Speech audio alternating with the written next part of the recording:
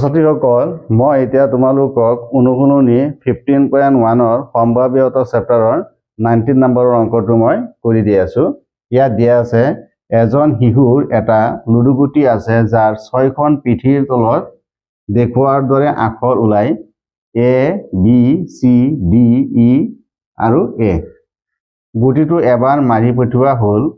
Number 1ত দিয়া আছে A, number 2ত দিয়া আছে D ওলোৱাৰ সম্ভাৱ্যতা কি? ছাত্ৰ-ছাত্ৰীসকল ইয়াত চোৱা, এই যিটো লুডুগুটি দিয়া আছে ইয়াৰ 6খন পিঠি ইয়াত দিয়া আছে, গতিকে ইয়াত 6 লুডুগুটিটোৰ মুঠ পিঠিৰ সংখ্যা হ'ব 6খন। ইয়াত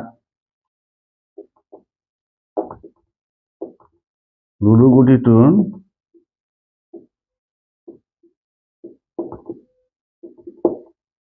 মুঠ পিঠিৰ সংখ্যা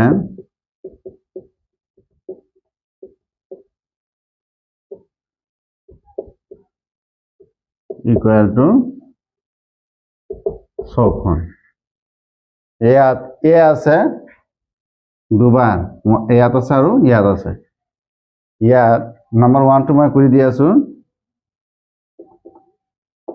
ইয়াত A ৰ সংখ্যা আছে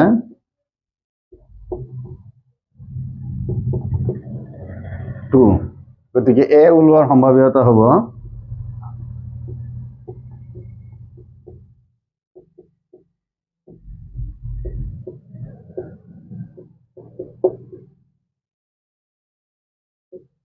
হ'ব 2/6।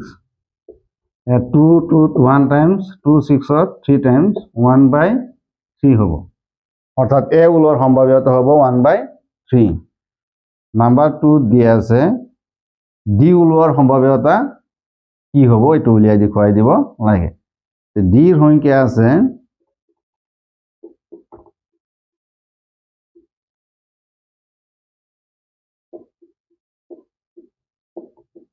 equal to 1, গতিকে D ওলোৱাৰ সম্ভাৱ্যতা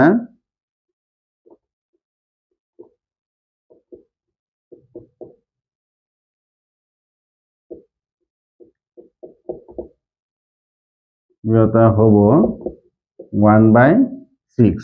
ইয়াত আৰু কাটাকাটি নাযায়, গতিকে ইয়াৰ আনসাৰ হ'ব 1/6।